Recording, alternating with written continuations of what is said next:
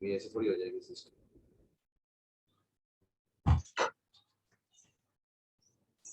दो क्या आज मैथ की क्लास होगी। वालेकुम अस्सलाम। ऑफलाइन, अच्छा इसको इधर ले जाओ ना, इधर ले इधर को लिखना। हाँ हाँ, ऑफलाइन क्लास में शुरू होंगी बस, नहीं शुरू वालेकुम होना ऑफलाइन अस्सलाम। क्लासेस। वालेकुम अस्सलाम। हाँ कराता हूँ, लेकिन अभी नहीं आपके साथ। सर आज सिर्फ उर्दू की क्लास और मैथ की होगी। हाँ वालेकुम अस्सलाम बेटा।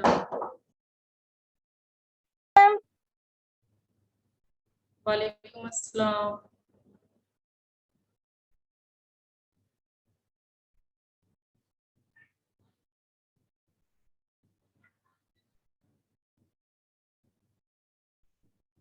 वालेकुम अस्सलाम व रहमतुल्लाह। आप लोग कैसे हैं सब?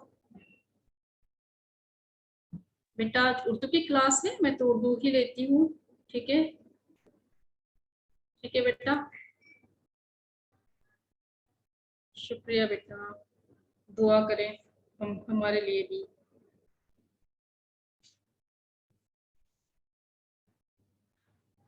उर्दू मैथ्स का तो मुझे नहीं पता, सर बताएंगे, लेकिन उर्दू की क्लास में ले रही हूँ। आप उर्दू की सब लोग तैयार हैं? बुक खोलिए अपनी अपनी। ठीक है, चैप्टर 2, सब लोग अपनी बुक खोलिए और उर्दू अपनी जुबान। चैप्टर 2, एक मजेदार कहानी।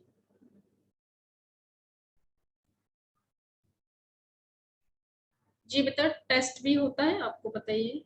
ठीक है, तो पहले मैं लिटरेचर का पढ़ा रही हूँ, तो आप लोग लिटरेचर पढ़िए। मैं हेडिंग डाल रही हूँ, उर्दू लिटरेचर।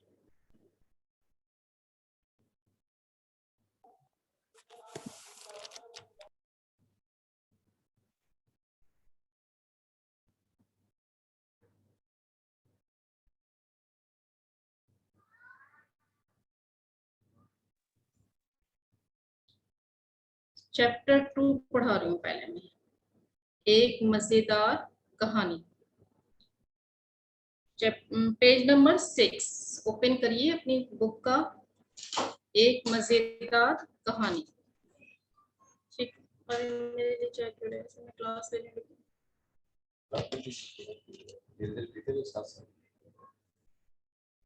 लफ्ज, लफ्ज बेटा जो है, हाँ लफ्ज की बात बता दूं मैं आपको। लफ्ज की ही दो किस्में हैं, कलमा और महमिल। ठीक है, लफ्ज जो है वो हर्फ से मिलकर बनता है। ठीक है ना, हरफों से, हरफों को जोड़कर एक लफ्ज बनता है। और मौजू, मौजू जो है वो बेटा जिनके कोई मानी होते हैं, वो अल्फाज जिनके कोई मानी होते हैं वो मौजू कहलाते हैं। और महमिल लफ्ज बेटा, मैम कलमा को मौजू भी कहते हैं। जी कलमा को मौजू भी कहते हैं। ठीक है, और लफ्ज जो है वो हरूफ को जोड़कर बनता है। ठीक है, और हमारे मुंह से जो अल्फाज निकलती है वो, जो मैं बोल रही हूँ आपको समझ आ रहा है, ये मौजू कहलाते हैं, कलमा कहलाता है। ठीक है, कलमा को मौजू और महमिल होते हैं। जी बेटा। मैम लफ्ज को शब्द बोल सकते हैं? जी लफ्ज को शब्द बोल सकते हैं। और देखिए महमिल लफ्ज वैसे तो यूज नहीं होते, लेकिन मौजू लफ्ज के साथ हम महमिल यूज कर सकते हैं। जैसे होता है ना, पानी बानी, पानी वानी पी लिया, तो पानी इसमें क्या हुआ, मौजू हुआ, कलमा हुआ। और महमिल क्या हुआ, बानी हुआ, क्योंकि इसका तो कोई मीनिंग नहीं है। ठीक है बेटा, समझ में आ गया? Ma'am excuse me ma'am. Ma'am कलमा का इंग्लिश में क्या कहते हैं? मैम जी मैम कलमा को मैम पार्ट्स ऑफ स्पीच कहते हैं। क्या कह रहे हैं मैम बेटा? मैम आपने बताया था कि लफ्ज या कलमा एक ही चीज है। हाँ, लेकिन वो थोड़ा सा बाय मिस्टेक मैं मुंह से बोल गई। लेकिन कलमा क्या है, कलमा मौजू भी है, और कलमा जो है वो मुंह से अल्फाज निकल रही है, उसको कलमा ही तो कहेंगे, लफ्ज कहेंगे। ठीक है, तो कलमा और मौजू एक है, जो हमारे मुंह से अल्फाज निकल रहे हैं वो लफ्ज है। ठीक है, और हरूफ को जोड़कर लफ्ज बनते हैं। ठीक है, समझ में आ गया? अब आगे बढ़े। एक मजेदार कहानी, ये चैप्टर 2 है। ठीक है, ये चैप्टर 2 है, मैं भी आपको बता रही हूँ।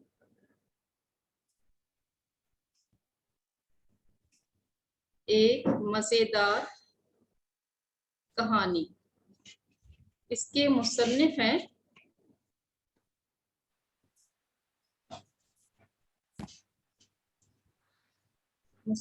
इसके मिर्जा फरहतुल्लाह बेग।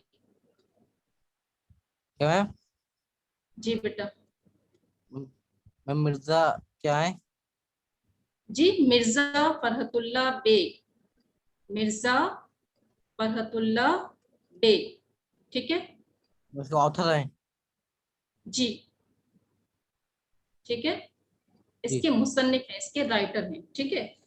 इस चैप्टर में बेटा मिर्जा फरहतुल्लाह बेग उर्दू के बहुत बड़े नस्र निगार हैं। नस्र कहते हैं लिटरेचर को, ठीक है।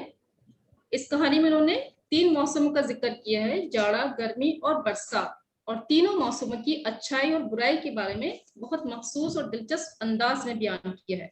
इनके अल्फाज मानी आपको याद करने, बुक तो है सबके पास, नवाब सर ने भेज ही दिया है PDF, ठीक है। और इसमें एक मुहावरे भी है, मुहावरे आपको याद करने हैं। मैं अल्फाज मानी रिपीट कर रही हूँ, पढ़ रही हूँ, आप लोग सुन लीजिए ताकि आप लोग एक बार सुन ले। ये पेज नंबर 11 पर देखिए, अल्फाज मानी दे रखे हैं आपके। बेयाबान, बेयाबान के मानी है जंगल। आदम न आदम जात, जहां किसी इंसान या जानवर का नामो निशान न हो। सलाह, सलाह कहते हैं मशवरे को। किले कहते हैं रुईदार लिपादा, सॉरी दरख्त की वो कोपिल जो कली की तरफ फूलती है। बुक है ना सबके पास बेटा? मुफिद बेटा बताया एक है ना बुक, तो बुक में से याद कर लेंगे ना अल्फाज मानी। मैम मेरे पास नहीं है। मैम हमारे पास बुक नहीं है। सर ने भेजी नहीं आपको? PDF है ना सर आपके पास? No ma'am. PDF है ना? Ma'am No, chapter ma'am. Wise भेजिए। हाँ PDF है सबके पास। और No, देखिए ma'am. इसमें निहाल होना, बहुत खुश होना, ठीक है। ये मुहावरा है, बहुत अच्छे से याद कर लीजिएगा। जो अच्छे अच्छे वर्ड है वो मैं आपको पढ़ के, लाज रखना भी एक मुहावरा है, इसका मीनिंग है शर्म रखना। मलिहार गाना मुहावरा है, बरसात के मौसम का गीत, ठीक है। नजर करना, पेश करना, कोई चीज देना किसी को। तस्फिया, अच्छा वर्ड है, इंपॉर्टेंट वर्ड है तस्फिया। तस्फिया के मानिए फैसला, इंपॉर्टेंट है ये तस्फिया।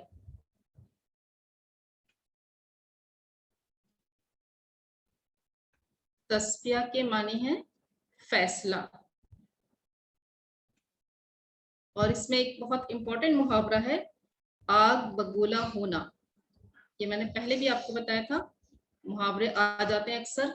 आग बगूला होना, इसका मीनिंग आपकी बुक में भी दे रखा है, और इसका मीनिंग है बहुत गुस्सा होना, ठीक है। इसको याद कर लीजिए। उसके बाद है जी बेजार होना, ये भी एक मुहावरा है। जी बेजार होना, उकता जाना, किसी चीज से दिल उब जाता है, उकता जाना, भर जाता है, नहीं अच्छी लगती वो चीज, जी बेजार होना, ठीक है। एक बहुत इंपॉर्टेंट मुहावरा और है, ये इंपॉर्टेंट चीजें हैं मैं लिख रही हूँ। एक ही मुहावरा है फूले न समाना, ये भी अक्सर आ जाता है। बबूला नहीं होता है बेटा, आग बगूला होता है। फूले न समाना, इसका मीनिंग है बहुत खुश होना। तो इस चैप्टर में से इतना कर लीजिए। और इसमें वाहिद जमा भी दे रखे हैं। वाहिद कहते हैं सिंगुलर को, और जमा कहते हैं प्लूरल को, ठीक है।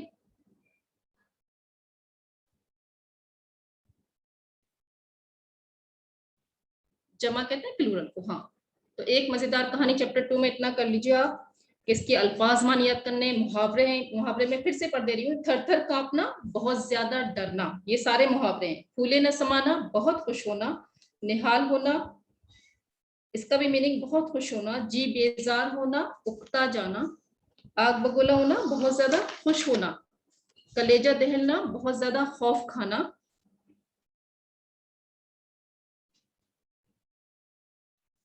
बेटा क्लियर तो लिख रही हूँ इतना, और कितना क्लियर लिखूं? क्लियर ही लिख रही हूँ बेटा। आपने देख लिया सवाल? फूले ना समाना, बहुत खुश होना है। और उसके बाद है पाँव चाटना, चापलूसी करना, किसी की जी हुजूरी करना, नहीं, मतलब आपने देख लिया करेक्शन ठीक है। जो आपने आंसर दिया वैसे ही है। तो उसी को चेक कर दो ना, बच्चों का डिस्कशन देख लिया आपने? एक बार और बता दूं,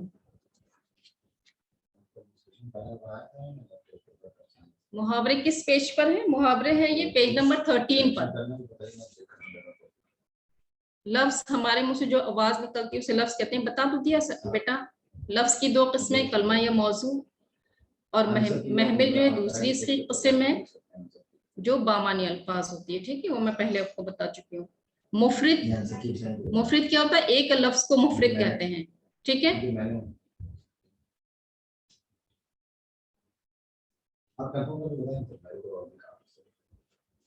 इसमें इस चैप्टर में से इतना कर लीजिएगा। उसके बाद ये है, देखिए आगे बढ़े, चैप्टर्स के बाद है नहुई करोली, यह है चैप्टर 3। चैप्टर 3 देखिए आप, इसमें से इतना कर लीजिएगा।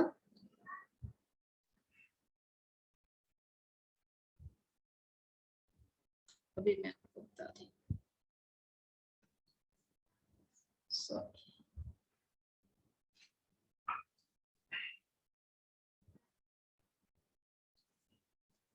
साइंस की भी क्लास होगी आज। ये तो सर बताएंगे ना, 5 से 6 साइंस की क्लास। 5 से 6 आपकी साइंस की क्लास है। ठीक है, करोली मतलब ये बता रही हूँ बेटा, करोली एक चाकू को कहते हैं, नहुई करोली। इस चैप्टर में, इस चैप्टर के मुसन्निफ है बेटा, नहुई करोली के मुसन्निफ मैं अभी नोट कर रही हूँ। चैप्टर 3 नहुई करोली।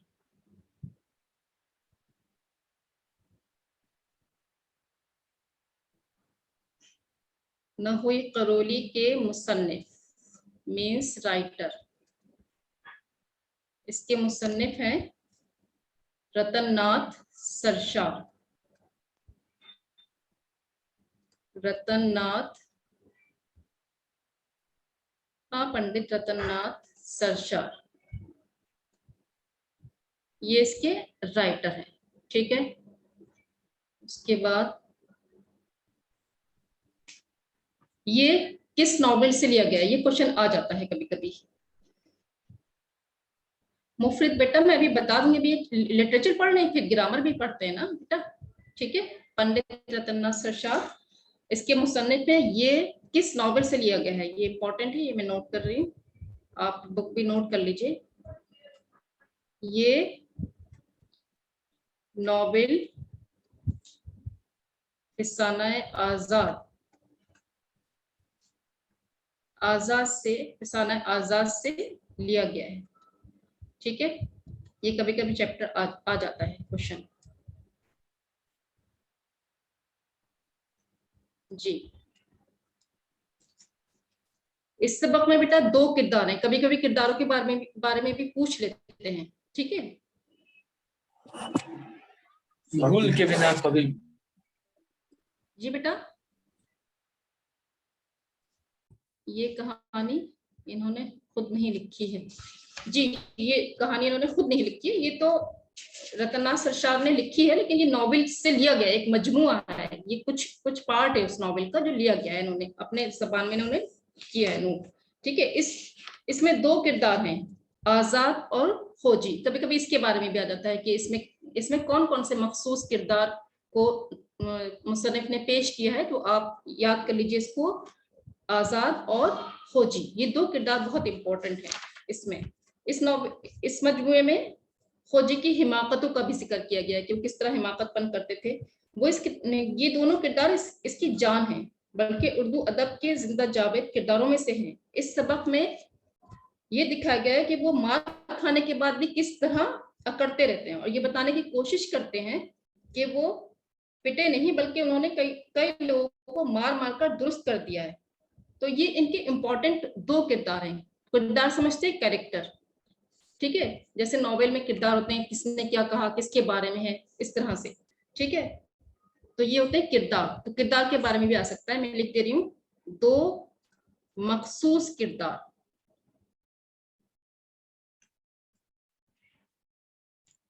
किरदार हैं आजाद और खोजी। ठीक है, जी।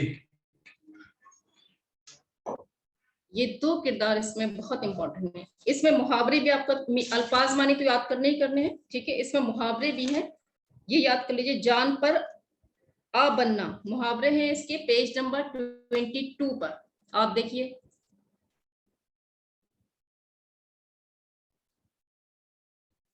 खोजी का दोस्त आजाद, जी दोनों दोस्त है।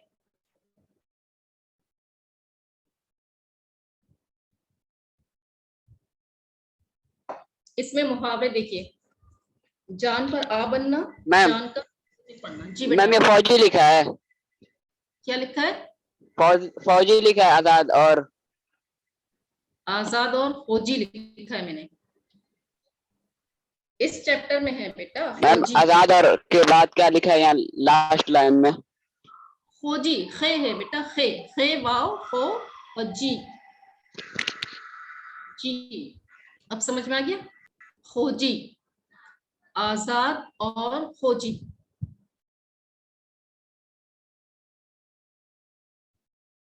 ठीक है बेटा, पोएम भी पढ़ा देंगे।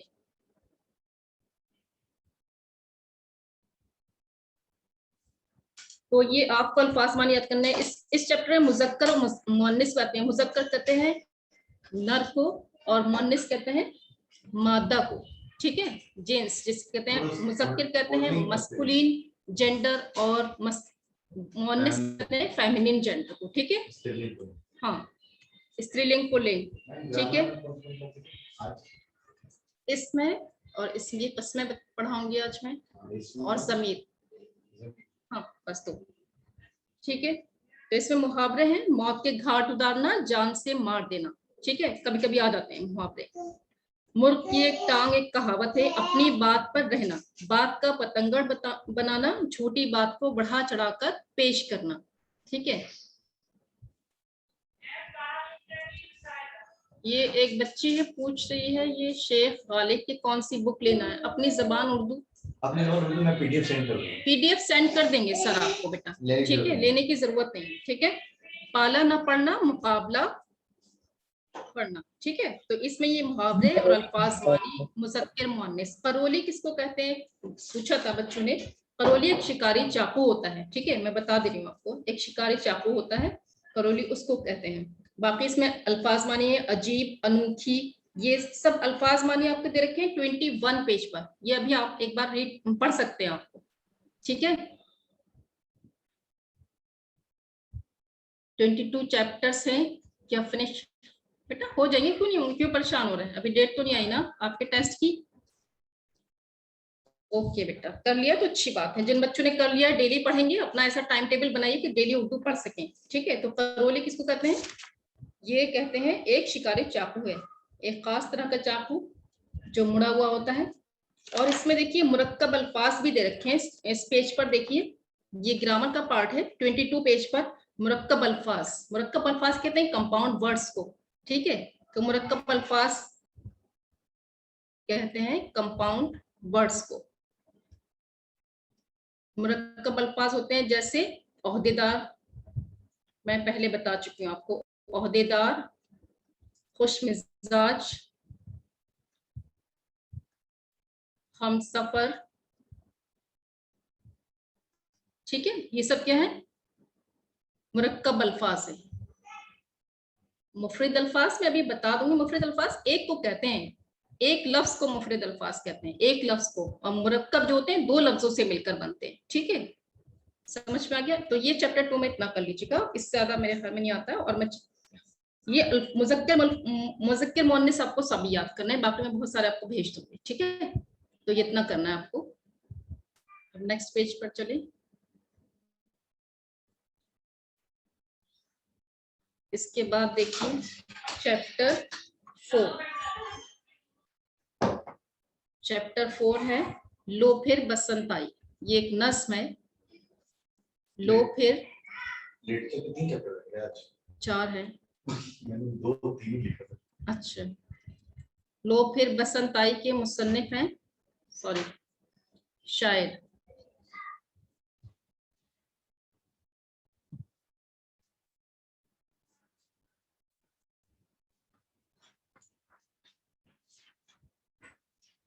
शायर। जो नस्म लिखते हैं ये हैं हफीज जालंधरी, ये इसके शायर हैं जी। शिकारी चापलूसी करते हैं। हफीज जालंधरी इसके शायर हैं। इसमें देखिए मिसरा मुकम्मल करने को आ जाता है। एक मिसरा किसे कहते हैं? शेर किसे कहते हैं? पहले ये समझिए, शेर होता है 2 लाइनों का। जी बेटा राइटर, शेर कहते हैं 2 लाइनों का, उसकी एक लाइन दे देते हैं या एक लाइन देते हैं, उसका लास्ट का लफ्ज खाली जगह में देते हैं, फिल इन द ब्लैंक्स में दे देते हैं। ठीक है, हरूफ और लफ्ज। जी बेटा, हरूफ कहते हैं लेटर को, हरुफ एक लेटर को कहते हैं हर्फ, और हर्फों को मिलाकर कोई लफ्ज बनता है। ठीक है, समझ आ गया?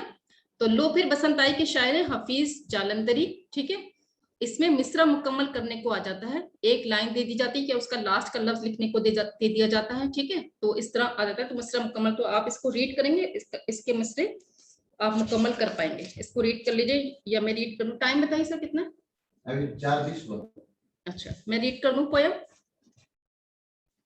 लो फिर बसंत आई, पेज नंबर देखिए 24 पर। ठीक है, लो फिर बसंत आई, फूलों पे रंग लाई, चलो बेदरंग लब आबे गंग। गंग कहते हैं गंगा को, आब मीन्स पानी। ठीक है, लब आबे गंग, दरियाए गंगा का किनारा।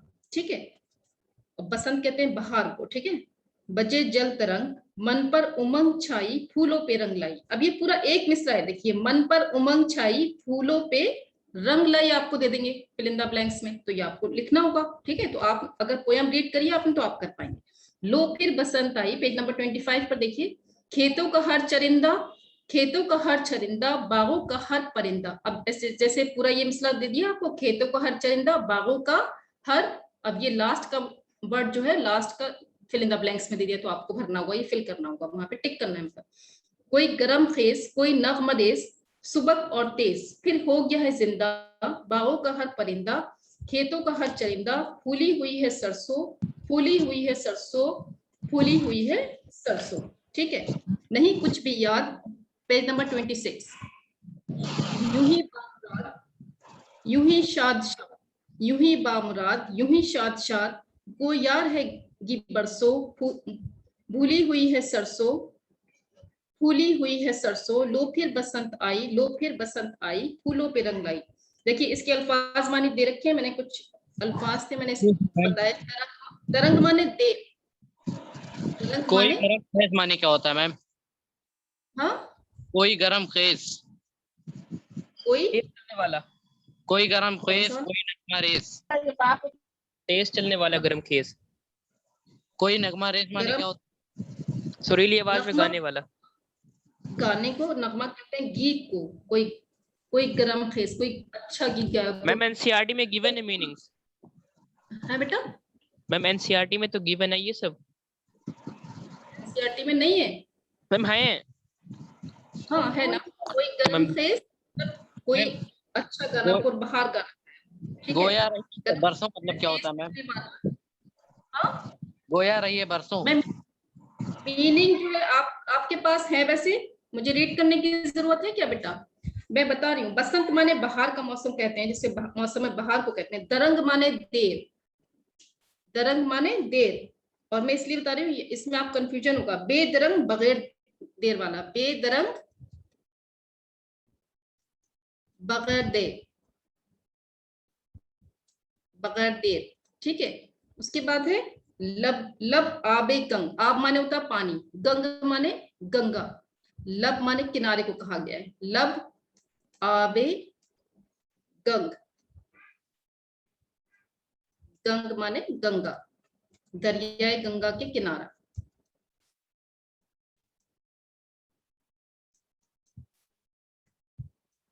ठीक है,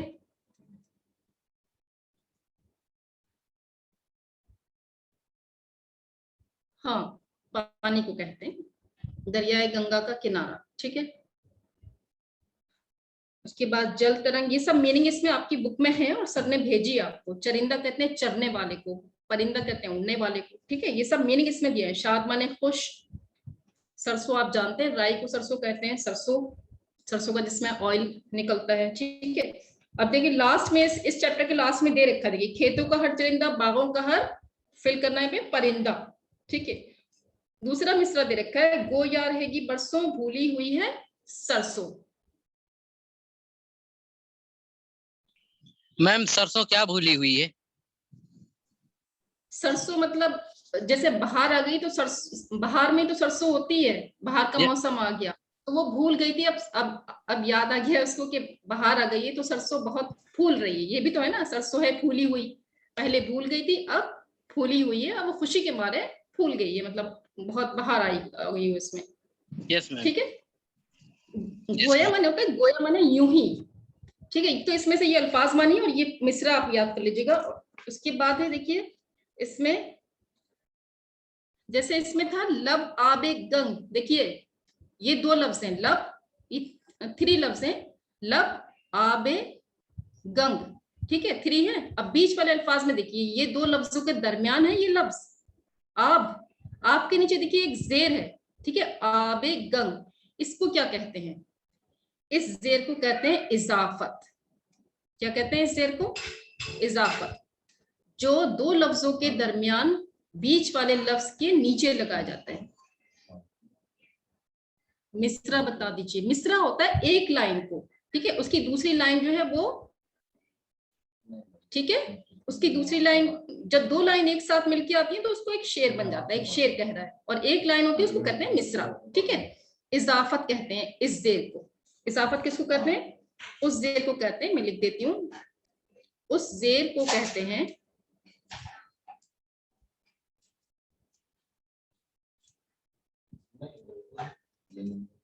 जो 2 लफ्जों के दरमियान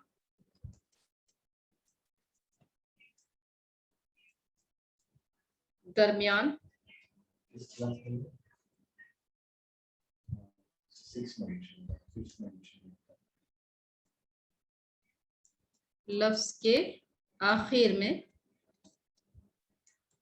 लगता है, ठीक है। जैसे योम जमहूरिया होता है, ठीक है,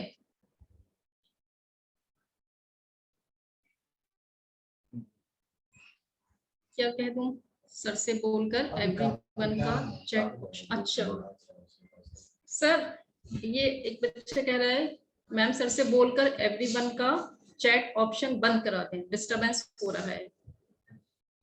जी ये बेटा सर बता देंगे आपको मैथ्स की क्लास होगी या नहीं होगी, ठीक है। जैसे योम जमहूरिया होता है, योम कहते हैं दिन, नहीं होगी। जी बेटा, योम आजादी सर बता देंगे बेटा आपको, योम आजादी, ठीक है। तो देखिए पहले लफ्ज क्या नीचे लगा हुआ है, ये होते हैं इजाफत, ठीक है। इस चैप्टर में सिर्फ नहीं करना है आपको, ठीक है। अब नेक्स्ट मैम हिंदी की क्लास नहीं होगी। हिंदी की क्लास नहीं है आज, मैंने कल बोला है क्लास में ही। सर बताएंगे। आज 8 से 9 मैथ्स की क्लास है। मैम मैम प्लीज बैक कर दीजिए। तो कौन सी क्लास? मैम प्रीवियस पेज खोल दीजिए। ओके अभी 1 सेकेंड, इसी से खुलेगा सर, इससे ठीक। मैम ये हमें जमहूरिया योम आजादी, हाँ योम जमहूरिया योम आजादी, तो देखिए पहले लफ्ज के आखिर में लगा हुआ है ना ये, ठीक है। इजाफत को रिपीट करना मैम।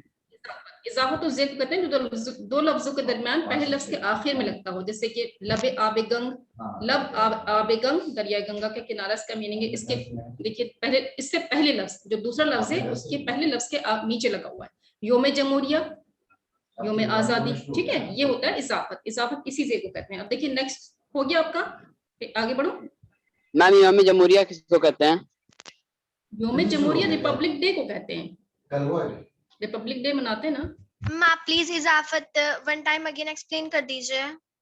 ठीक है बेटा, इजाफत उस जेर को कहते हैं जो 2 लफ्जों के दरमियान पहले लफ्ज के आखिर में लगता हो, जैसे कि आबेगंग, लब आबेगंग, योम जमहूरिया, योम आजादी, ऐसे पढ़ेंगे ना। योम जमहूरिया तो नहीं पढ़ते हम लोग, ठीक है, योम आजादी तो नहीं पढ़ते, योम माने होता है दिन, ठीक है, जमहूरिया रिपब्लिक डे, योम आजादी, जिस दिन मुल्क हमारा आजाद हुआ था। योम कब आजाद हुआ था? 15 अगस्त को, है ना। तो योम जमहूरिया उर्दू में कहते हैं, योम जमहूरिया, योम आजादी, ऐसे बोलते हैं, ठीक है। योम मीन्स दिन। हो गया, आगे बढ़ रही हूँ मैं।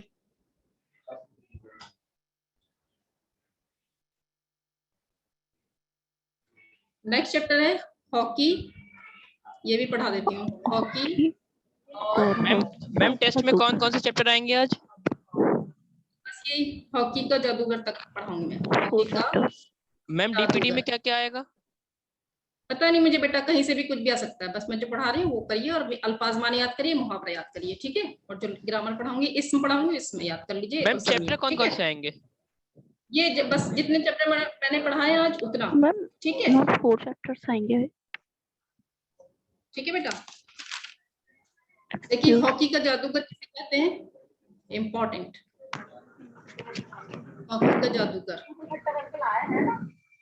में जमहूरिया 26 जनवरी को बनाते हैं, उस दिन हमारे हिंदुस्तान का कानून बना था, ठीक है, रिपब्लिक डे।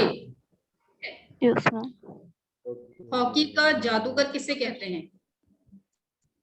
हॉकी का जादूगर, ये कितारा है, इनके बारे में ये किसी ने लिखा नहीं है। हॉकी का जादूगर, ये इनकी बायोग्राफी है, ध्यानचंद की, ठीक है। हॉकी का जादूगर ध्यानचंद को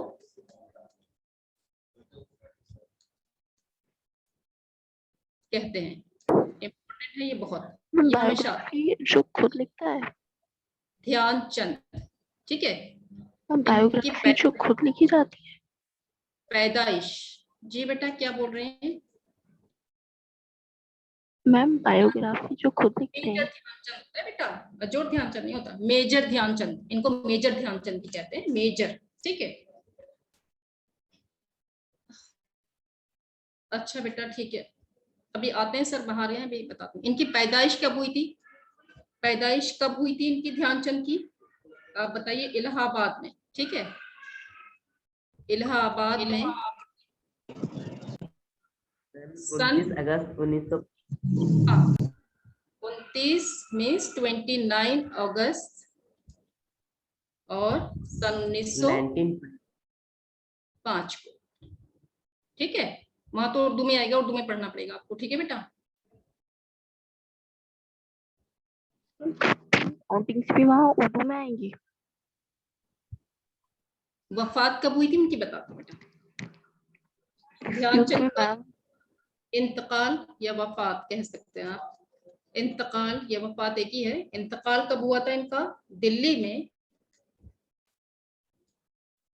3 दिसंबर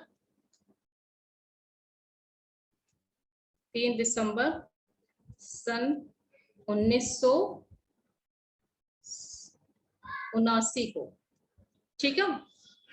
और इंग्लिश में बोलेंगे इसको 1979, ठीक है, ठीक है बुज़ैर, 1979, ठीक है। इंतकाल इनका। काउंटिंग्स भी वहाँ पे उर्दू में आती हैं।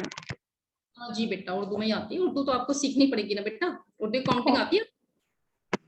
No ma'am. सीखना तो पड़ेगा। Yes ma'am.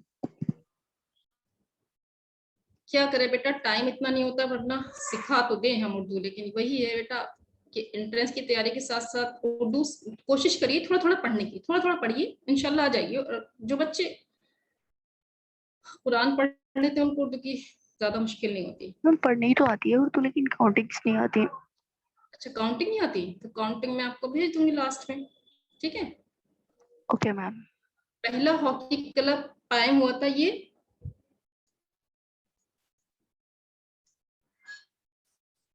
कब हुआ था? ये सन 1885 में, मीन्स 1885, ठीक है। और ये कलकत्ता में हुआ था, ठीक है, कलकत्ता में हुआ था, ठीक है। ये इंपॉर्टेंट चीजें हैं, ठीक है। ध्यानचंद को हॉकी का जादूगर कहा जाता है। उनकी पैदाइश इलाहाबाद में 29 अगस्त को 1905 में हुई।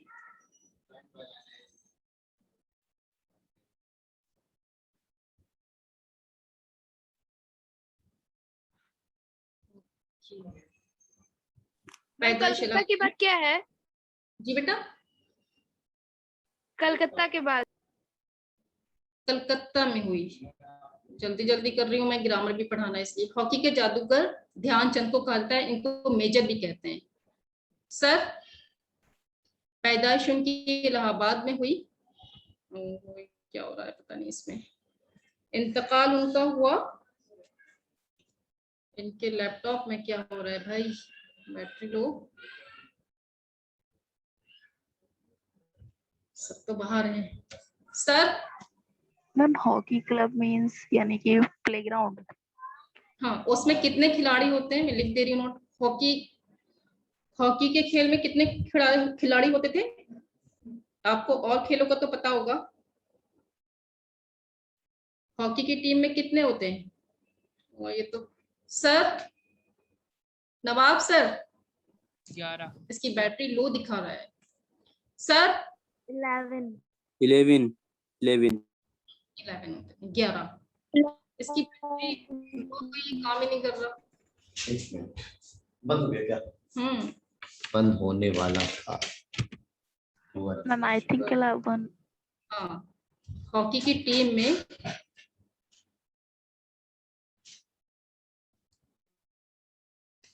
ग्यारह खिलाड़ी होते हैं, ठीक है? 11। मैम 1885 में कौन से मंथ में? जी बेटा, 1885 में कौन से मंथ में? पहला हॉकी क्लब कायम हुआ था, ठीक है, मुल्क में हमारे। कौन से मंथ में मैम? मंथ का तो नहीं मुझे पता, लेकिन 1885 में हुआ था। मंथ गिवन नहीं है। इतना ज्यादा मंथ के बारे में नहीं आता, लेकिन कहाँ हुआ, कब हुआ, ये जरूर आता है बेटा, ठीक है? 11 खिलाड़ी होते हैं, तो ये इसके चैप्टर के बारे में हो गया। अब इसमें देखिए, और इसमें जाब्ते भी बनाए गए थे। जाब्ते कहते हैं कानून को, ठीक है? इसमें जाब्ते बनाए गए थे खेल के, इंग्लैंड में ही बनाए गए थे, इंग्लैंड में बनाए गए थे इसके जाब्ते। और ये हॉकी खेल जो है वो सबसे पहले फ्रांस में शुरू हुआ, हॉकेट के नाम से, हॉकेट के नाम से शुरू हुआ। इंग्लिस्तान कहते हैं क्या मैम? हाँ बेटा, इंग्लैंड को इंग्लिस्तान कहते हैं क्या? हाँ। सर बार बार डिस्टर्ब कर रहे हैं बच्चे, वो बार बार बच्चे ये मैसेज कर रहे हैं कि वो कर दीजिए। ऑफ कर दूं? इसके मीनिंग है बेटा, कदीम, पुराना, ये सब याद कर लीजिए। पेज नंबर 31 और 32 तक सारे मीनिंग्स हैं, ठीक है? ये याद कर लीजिए आप। जी बेटा,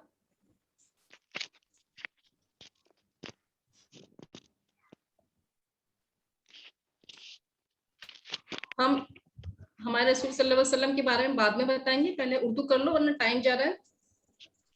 इसमें वाहिद जमा भी दे रखे हैं, देखिए इस पेज पर 33 पेज पर इसमें कह रहे हैं वाहिद की जमा और जमा के वाहिद लिखिए। तो कुछ जमा दे रखे हैं इसमें, कुछ वाहिद दे रखे हैं, आपको इनको पहचानना है, ठीक है? वाहिद कहते हैं 1 को और जमा कहते हैं 1 से ज्यादा को, ठीक है?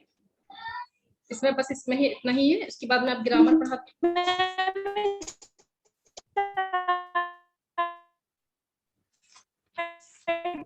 जब हॉकी का गेम बना था तब भी 11 ही प्लेयर थे। बंद कर देते हैं, मैं चैट बंद कर देता हूं। ठीक है, आगे बढ़ाना है इसको तो कैसे? नेक्स्ट पेज ये क्या आ गया एकदम से?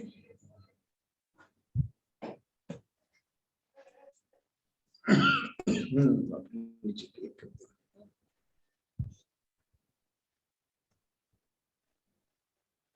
इससे लेना है।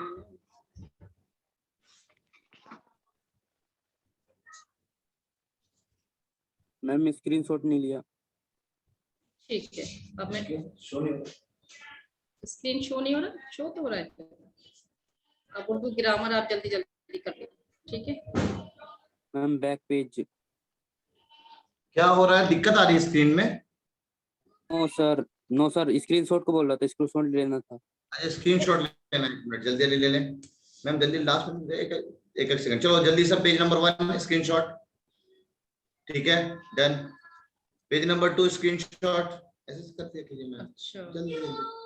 पेज नंबर 2, पेज नंबर 3 कुछ नहीं लिखा हुआ इसमें तो, ठीक है? लिखा था मैंने ये अगला है पेज नंबर 3, पेज नंबर 4 हो गया बेसिकली। ठीक है, और पेज नंबर 5 ग्रामर शो होगा। ऐसे जल्दी से करवा दिया please। उर्दू ग्रामर देखिए, इसमें पहले हम इस्म पढ़ेंगे, ठीक है, इस्म किसे कहते हैं, उसके बाद नोट करिए इस्म, इस्म किसे कहते हैं, नाउन को, और हिंदी में कहते हैं संज्ञा, ठीक है। तो बच्चों को मैम मैम इस्म तो बहुत इजी बेटा। मैम पिछले टर्न पे आपने जो लफ्ज बताया था मैंने एक बार और बता दिया, थोड़ा कंफ्यूजन हो गया है। लफ्ज में बेटा देखिए, लेटर इंग्लिश में लेटर पढ़े हैं ना आपने, ABCD लेटर होते हैं ना, उर्दू में होते हैं अलिफ बे पे टे टे, ये होता है ना उर्दू में, तो ये लेटर्स उर्दू के कहलाते हैं। इनको कहते हैं लेटर को हर्फ, ठीक है, हर्फ कहते हैं। और हर्फों से मिलकर, हर्फों को जोड़कर कोई एक लफ्ज लिखा जाता है ना, उसको कहते हैं लफ्ज, ठीक है, लफ्ज कहते हैं। लफ्ज की दो किस्में, एक कलमा और एक महमिल। कलमे को मौजू भी कहते हैं, और कलमा और मौजू क्या है, जो बामानी अल्फाज जिनके कोई मीनिंग हो, और महमिल होता है बेमानी अल्फाज जिनका कोई मीनिंग ना हो, ठीक है, समझ में आ गया। और हम महमिल अल्फाज को अकेला हम यूज कभी नहीं करते हैं, जैसे पानी वानी, खाना वाना, खा लिया, ऐसे बोलते हैं ना, तो खाना तो ये हो गया मौजू लफ्ज, और वाना ये हो गया महमिल लफ्ज, ठीक है, समझ में आ गया। अब जल्दी से ये कर लीजिए आप, इस्म किसे कहते हैं, किसी शख्स, जगह या चीज के नाम को इस्म कहते हैं।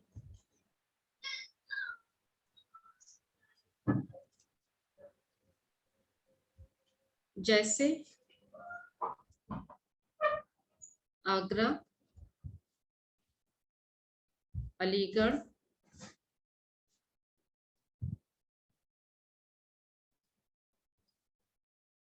मेज,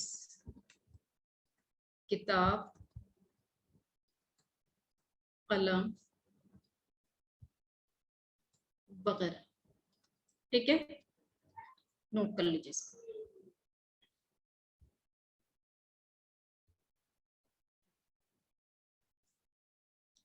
उसके बाद है इस्म की किस्में।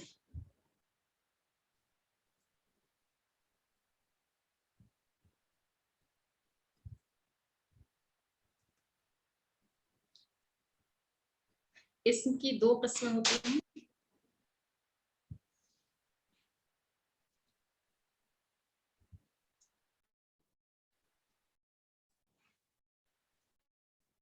उर्दू की क्लास ज्यादा टाइम की होनी चाहिए शायद बच्चों के हिसाब से, ये तो ज्यादा टाइम लग जाता है। एक है, पहली है इसमें मारिफा, इंग्लिश में भी लिखना पड़ता है, इसमें मारिफा, इसमें मारिफा कहते हैं, आप लोगों ने इंग्लिश में पढ़ा होगा, प्रॉपर नाउन।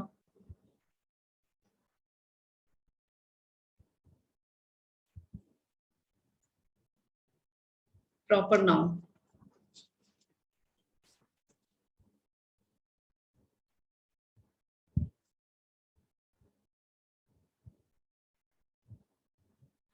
Proper noun. एक दूसरी होती है, वो होती है इसमें नकरा।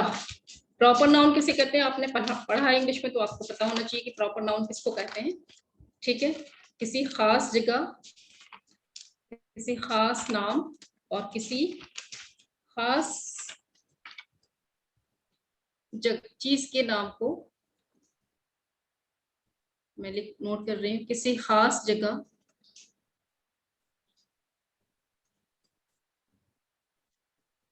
किसी खास नाम या किसी खास चीज के नाम को इसमें मारिफा कहते हैं।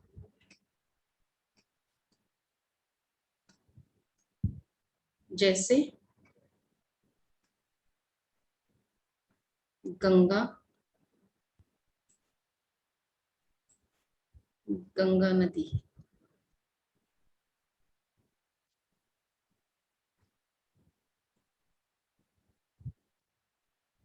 इलाहाबाद,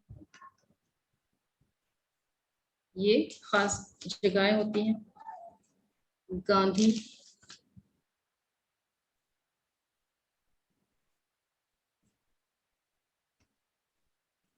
अल्लामा इकबाल,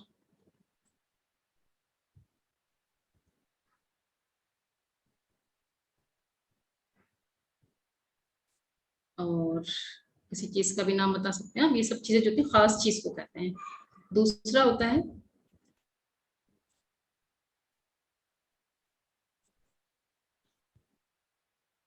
देखिए उर्दू में काउंटिंग मैंने लिखी 2, ठीक है।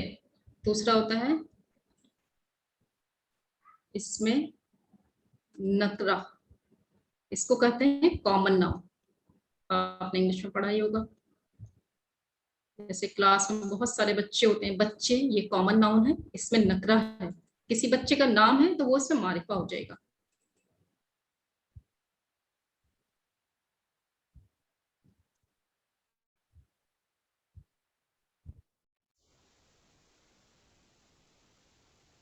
किसी आम जगह, आम नाम, आम कहते हैं कॉमन, आम नाम या किसी आम चीज को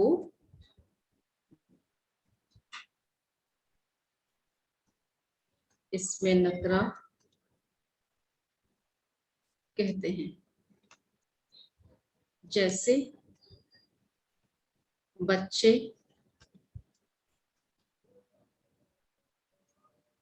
लड़के,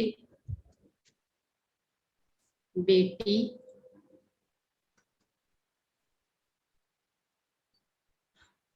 परिंदे वगैरह। ठीक है, एक बार मैं रीड कर रही हूँ इसको। इस्म किसी शख्स, जगह या चीज के नाम को इस्म कहते हैं। जैसे आगरा, अलीगढ़, मेज, किताब, कलम वगैरह। ये किसी भी चीज का नाम हो सकता है, किसी जगह का नाम हो सकता है, किसी शहर का नाम हो सकता है। ये कुछ भी किसी चीज का नाम है तो वो इस्म है। ठीक है, इस्म की 2 किस्में होती हैं। इसमें मारिफा, प्रॉपर नाउन, किसी खास जगह, किसी खास नाम या किसी खास चीज के नाम को इस्म मारिफा कहते हैं। जैसे गंगा नदी, इलाहाबाद, गांधी जी, अल्लामा इकबाल, किसी चीज का नाम भी हो सकता है। दूसरा होता है इसमें नकरा, कॉमन नाउन, किसी आम जगह, आम नाम या किसी आम चीज को इसमें नकरा कहते हैं। जैसे बच्चे, लड़के, बहुत सारे बच्चे होते हैं, लड़के बहुत सारे लड़के होते हैं, बेटियां बहुत सारी बेटियां हैं, परिंदे बहुत सारे परिंदे होते हैं। तो ये सब क्या है, ये हमारा इसमें नकरा हो गया। इसका स्क्रीनशॉट आप ले लीजिए ताकि मैं आगे बढ़ूं जल्दी से।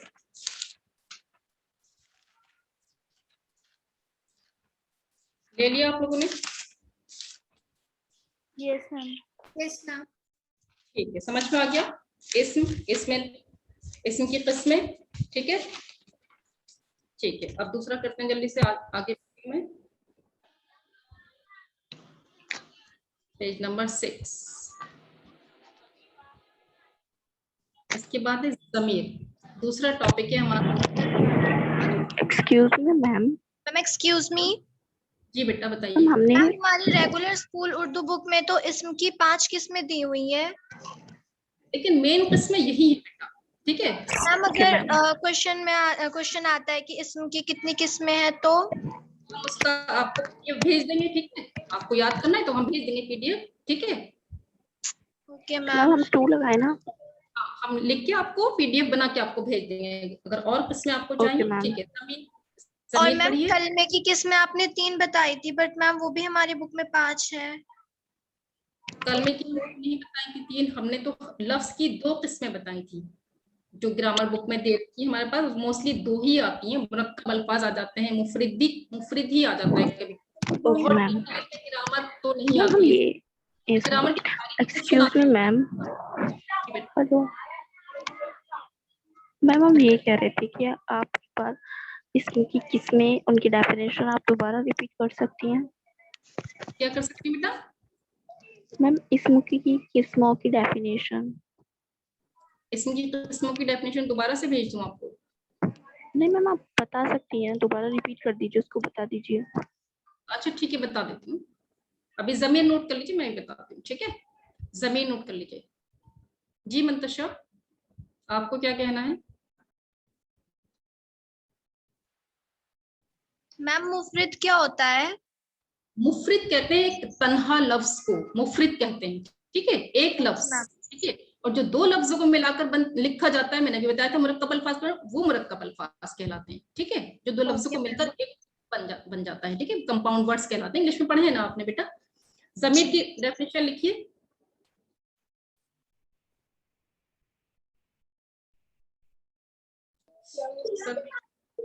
मैम जमीर की तो लिखवा दी।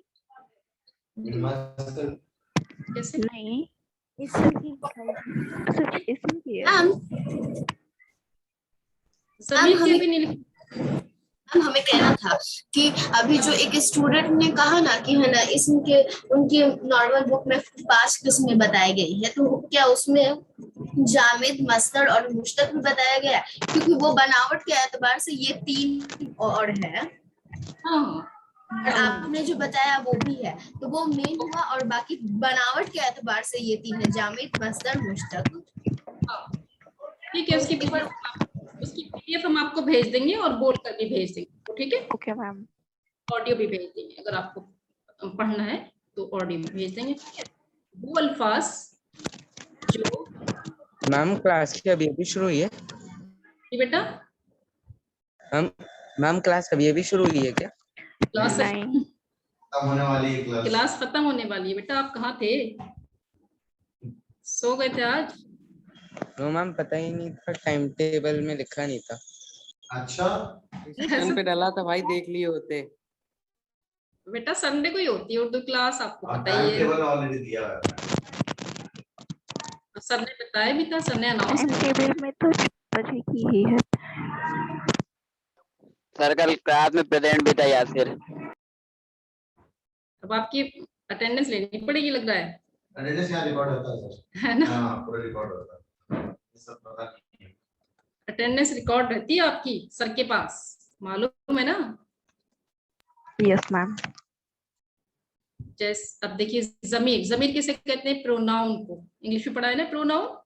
वो अल्फाज जो इसम की जगह इस्तेमाल किए जाते हैं जमीर कहलाते हैं, जैसे वो, हम, मैं, तुम। मैम जैसे इंग्लिश में होते हैं first person, second person, third person, ऐसे उर्दू में भी होते हैं। आप जी ज़िशान। मैम मैम हम ये कह रहे थे कि जैसा इंग्लिश में होते हैं first person, second person, third person, जैसे उर्दू में भी होते हैं। वही होते हैं ज्यादातर। तो मैम उर्दू में भी होते हैं वो? हाँ, उर्दू में भी होते हैं। Thank you ma'am. ये किसे कहते हैं? वो अल्फाज जो इसम की जगह इस्तेमाल की जाते हैं ज़मीर कहलाते हैं, जैसे वो, हम, मैं, तुम, उस वगैरह, ठीक है।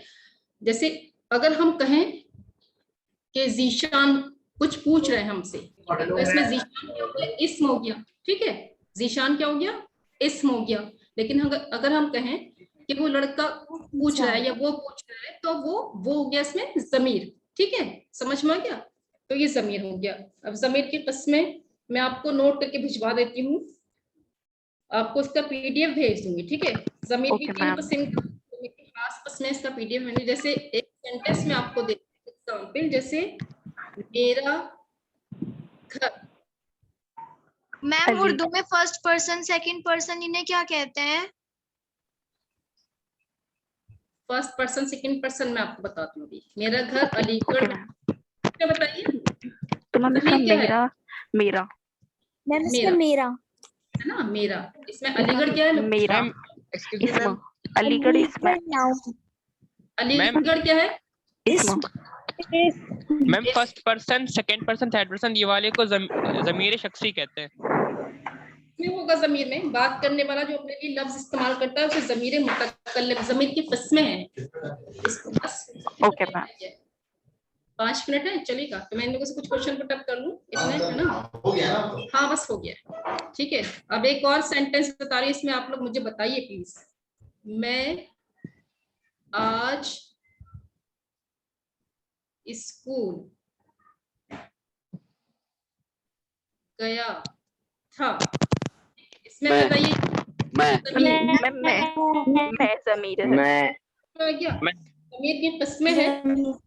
ज़मीर मुतकल्लिम, इसमें बात करने वाला, मैं इसकी आपको पीडीएफ भेजूंगी। ओके बात मैम, करने वाला अपने मैं लफ्ज़ ज़मीर इस्तेमाल है, करता है, स्कूल इसे ज़मीर मुतकल्लिम कहते हैं। जैसे मेरा, हम और मुझको, ठीक है, मैं व्हाट्सएप मेरा मिलेगा ना? मुतकल्लिम कहलाते हैं। जी बेटा, पीडीएफ कहाँ मिलेंगे? पीडीएफ हम ज़मीर की सेंड कर दूंगी। ज़मीर शब्द आप अपना माइक बंद कर लीजिए, बहुत डिस्टरबेंस हो रहा है। मैं आपसे बात कर रही हूँ, मैं सब भेज दूंगी आपको, और बहुत अच्छे से चैप्टर वाइज क्वेश्चंस, ग्रामर के क्वेश्चंस सारे भेज दूंगी। एक एक वर्ड मीनिंग, आपको अल्फाज मानी, ग्रामर सब भेज दूंगी, किसको क्या कहते हैं, कि कैसे आते हैं क्वेश्चन, इस तरह से मैं क्वेश्चन भेज दूंगी, इसलिए आपको मैम परेशान होने की। सेकंड क्वेश्चन में मैं आज स्कूल गया था, इसमें स्कूल कॉमन है या प्रॉपर? स्कूल कॉमन है, इसमें नकरा है, ठीक है। अब जो है, अगर किसी स्कूल का नाम आ जाता है, ठीक है, तो वो इसमें प्रॉपर नाउन हो जाएगा, इसमें मारिफा हो जाएगा, ठीक है। Yes ma'am. लेकिन इसम है, ये जो एक जगह है ना, तो ये इसम तो है, लेकिन अगर इसकी किस्मों की बात करें, ये इसम आम है, ठीक है, इसमें मैम मारिफा नहीं है, ठीक है। मैम आज क्या होगा इसमें? आज क्या होगा, वो जो हमेशा होता है। आज क्या होगा डीपीटी में, डीपीटी जितना मैंने पढ़ाया उतना आपने सुन लिया, उतना लर्न कर लीजिए, ठीक है। सारे मुसन्निफ के नाम जितने मैंने पढ़ाए, ग्रामर इसमें किसे कहते हैं, इसमें किस्में, इसमें ऑप्शन आ सकते हैं आपके, इसमें नाक़िसा, मारिफा कौन सा है, किसी भी मुसन्निफ का नाम आ सकता है, किसी भी चैप्टर का नाम आ सकता है, उसके मुसन्निफ कौन है, इसमें ज़मीर अब तक जो 4 चैप्टर पढ़ाए हैं, हॉकियत का जादूगर तक ही आएगा ना मुसन्निफ के नाम? जी बेटा, ठीक है। बाकी सर आपको अभी मैम पेज पे आई है, स्क्रीनशॉट लेना है। लास्ट टाइम भी आपने किया था। अब जो नेक्स्ट टेस्ट होगा आपका रिफ्लेक्शन टेस्ट, उसमें जितना मैंने पढ़ा चुकी हूँ उसमें सब आएगा, ठीक है। तो आप सब उर्दू का, बेटा, ठीक है, समझ में आ गया सब? आपको आज का इसका स्क्रीनशॉट ले लिया आपने? Yes ma'am. और एक ma'am please back. Yes ma'am. Urdu का आज का टेस्ट बहुत अच्छा हुआ था। बताइए, इसमें बताइए ज़मीर, ज़मीर पर बताइए।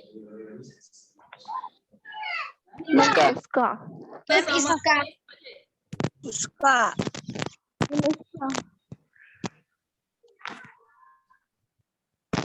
उसका मेल क्या है मैम? इसम क्या है में, ठीक है। मेज क्या है, इसमें, उसका क्या है, ज़मीर है, ठीक है। सामान क्या होगा?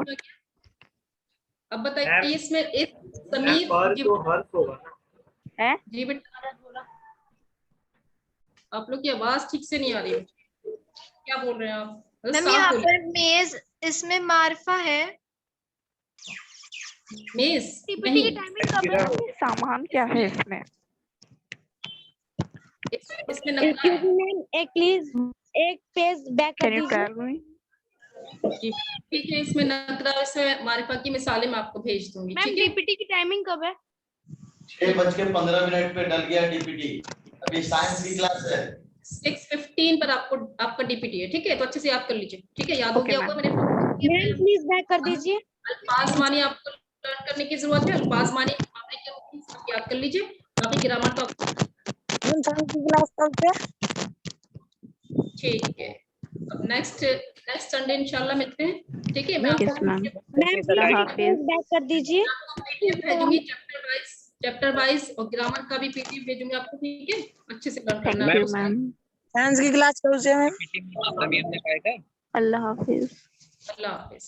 इसके बाद साइंस की क्लास है, जिसकी क्लास छूट गई है, लेक्चर नंबर 1 साइंस की, वो कर सकता है, या जिसको रिकॉर्डिंग देखना, रिकॉर्डिंग स्टोर हो जाएगा, ठीक है। अभी अल्लाह हाफिज। तो 3 मिनट में साइंस क्लास, ठीक है। सर ये आज की पहली क्लास थी ना सर?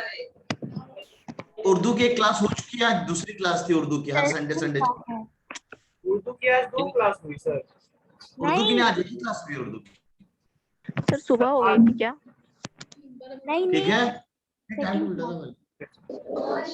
सर आपने कुछ इन्फॉर्म नहीं करा उर्दू की क्लास के बारे में सर, टाइम टेबल वाह रे वाह रौनक, जाओ जाके डिस्कशन देखो। और कल की क्लास में थे तुम? हैं? सर कल क्लास में था, लेकिन सर आपने मैंने बता रखा था क्लासरूम में, बताया 4 से 5 सर आज उर्दू। साइंस क्लास भी होगी क्या? क्लास अभी में साइंस आपने की क्लास बताया है था। तुरंत अलविदा। सर किस टाइम से?